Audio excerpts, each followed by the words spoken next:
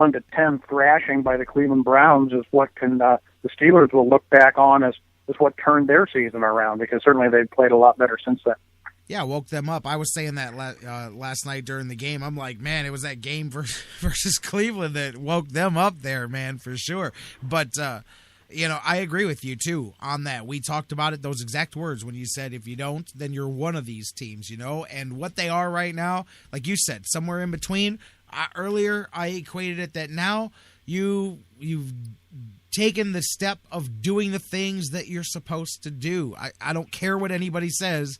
This team last year, same schedule, same circumstances, especially losing Alex Mack the way they did, and then Cameron as well, and not having Gordon and the various things that they've dealt with. Not a chance in the world that this team wins these last couple of games. Not a chance in the world. And right now, you're right there with Tampa and Jacksonville and those teams at 2-6 or somewhere in that area, and looking at the rest of the schedule, figuring out how you can get just to 4. You're going, man, maybe we can beat Buffalo. Maybe we can beat this team. And it's a totally different way of looking at the second half of the season. And while we talk about some stuff about how little separation there are between the good, the middle, and the bad teams in the NFL, check this out. With Cincinnati looming, I've just happened to have this sitting right in front of me here. Look at how close these stats are, and of course numbers are what they are. Both teams, of course, Cleveland 5-3, Cincinnati 5-2-1. Points scored: Cleveland 23.1, Cincinnati 24.3. Points allowed: Cleveland 21.1, Cincinnati 23.4. Both statistically relatively a wash for each other. At home, each team's won 4 games. Cleveland's lost 1. Cincinnati hasn't yet. They've got the tie. Away, both teams 1-2. Both teams on a 2-game winning streak. But just looking at the points for and the points against, and you see, and again, it just shows how little statistical separation there really is in today's NFL between these teams. Yeah, that's true, and even week to week, how teams look great, they look terrible. Miami, the flavor of the week.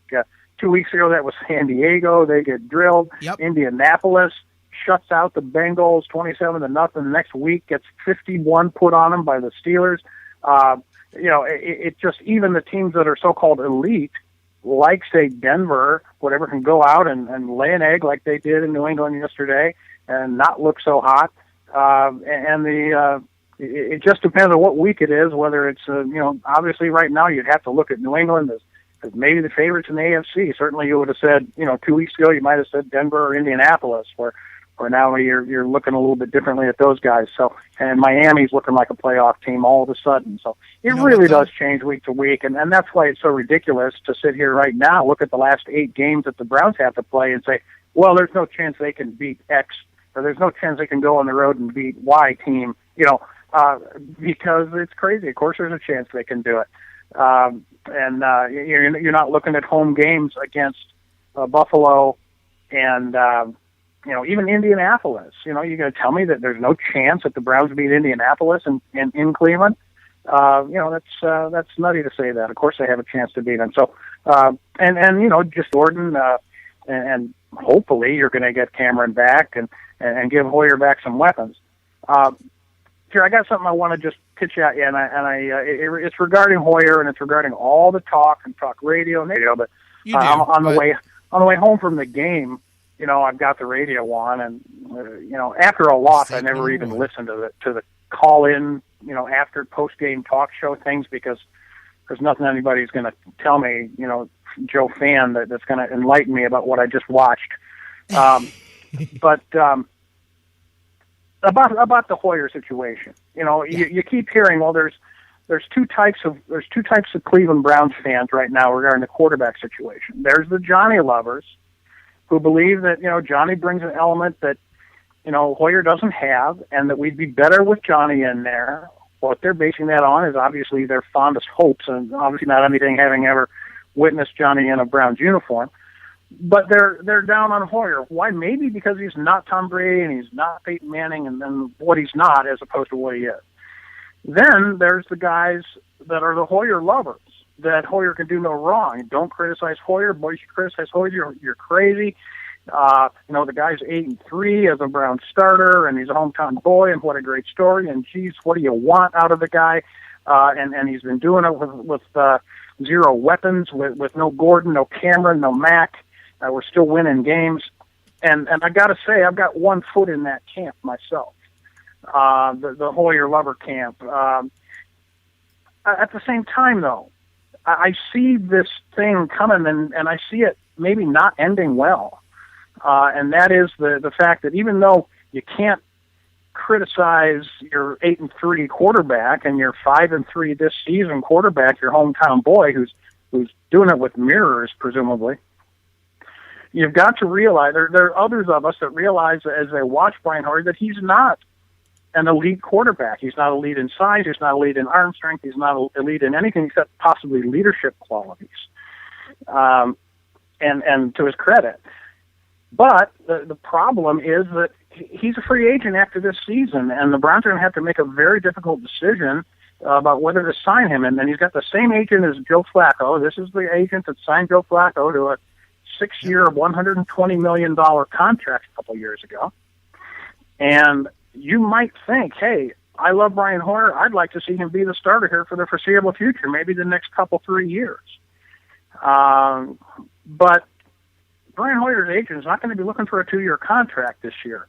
He's not going to be looking for something that's going to be cap-friendly for the Cleveland Browns. He's going to be looking for starting NFL quarterback money, and maybe, if things continue to go half-decent, he'll be, looking at starting quarterback for an NFL team with a winning record, possibly even a wild card berth or whatever, if things continue to go well. And I just don't know in my heart of hearts whether Ray Farmer is going to be interested in signing a deal that's going to be put in front of him by Brian Hoyer's agent, because he used a first-round pick on a quarterback, and a lot of people clamoring for that guy to play.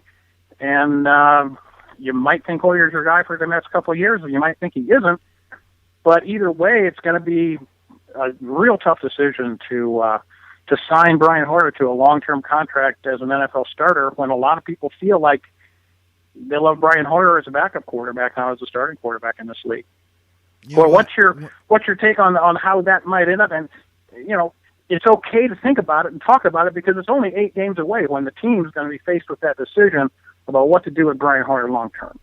Brother, it's coming. Now, I think that some of those answers will clear themselves up over the second half of the season. I think that for the simple fact of assuming you get Jordan Cameron back and you add Josh Gordon to this offense, you'll accentuate the weapons that you have, which will give you a better idea if that was or was not part of what was going on with the offense. You're not going to answer the offensive line question the rest of this season. There's just nothing you can do about that. But I gotta wait until maybe the holidays when we've got a big, long 4 or 5 day weekend. Maybe I'll save it for Thanksgiving. I want to dig through the archives because I remember, I'm telling you, and I get them wrong just like everybody else, but I remember us talking, not necessarily you and I, Dan, but I remember back in the wintertime, around when we were doing all this different draft conversations, saying it had to have been after the draft because we had already drafted Manziel, and I remember going, well, I know you people are going to laugh at me because I'm going to say the word playoffs and Browns at the same time. I said, but you know what's totally Cleveland? Totally Cleveland is this Hoyer guy comes from out of nowhere, leads the Browns to a 9 or 10 win wild card playoff type season, and then the Browns have to sit there and look at their fan base and go, well, we have to decide between the only quarterback that's taken you to the playoffs in some of your lifetimes or letting him go and going with the untested guy that we drafted and making the choice to let him go, And I said, that's totally the Cleveland thing that would happen. And it looks like that at least that decision is going to be there. Who knows? Listen, they could, knock on wood they don't, but they could go on a tailspin right here, and Manziel could be playing for Christmas, and who knows what may happen. But I don't foresee that happening. I think, and the Browns have proven, the fact that kid has never even come close to warming up on the sidelines tells me that he will not see a lick of action unless maybe the Browns are blowing out or getting blown out very big in a game, he won't see any action until this season is officially over. Maybe if there's a game or two left and they're eliminated, he'll play those. But if not, he won't play. But yeah, it's going to set that situation up, and that is totally going to be a look at what we've got to figure out here, because we don't know, but at the same time, we don't know here either. So it's totally going to be one of those situations, but it's so hard for a team that has made their fan base suffer by their own bad decisions, and at their own hand, they have really been miserable since 1999. It's very, very hard to stand in front of your fan base, and this is the pressure that Ray Farmer and the Browns are going to be under. This is not for fanboy. This is for speculating. Let's assume that he gets them to 10-6. They finish the season 10-6. And they make a playoff and they lose. That's it. They get in the playoffs. Let's just assume, or even if you don't want to say playoffs, you can just say 10-6. But let's just say they get to the playoffs at 10-6. How does a general manager and an owner look at your fan base and say, well, the one quarterback who actually got you guys where you wanted to go, well, we're not going to bring him back next year. We could, but we're making the choice not to. To me, that's a bad look to have, but it's not like the Browns chose it. It's the position that this contract and the situation has put them in. But man, that's a tough look to go to your fan base and say, hey, this guy who just got you to the playoffs? We're not going to bring him back. We're going to go with this guy who wasn't even able to get on the field last season, which is the way some fans are going to look at it. So that's a tough situation, but you can't. Do you commit one way or the other way? I don't envy that decision at all. To me, it's going to be hard. If his agents are going amenable, going rate for a starting quarterback in the NFL right now is somewhere north of $10 million for it's established starter. You don't think? You don't think he's going to give you? I just don't see the Browns doing that on any kind of long-term contract. No, but you don't think Hoyer? Because I think if the Browns said, hey, 2 years, $21 million.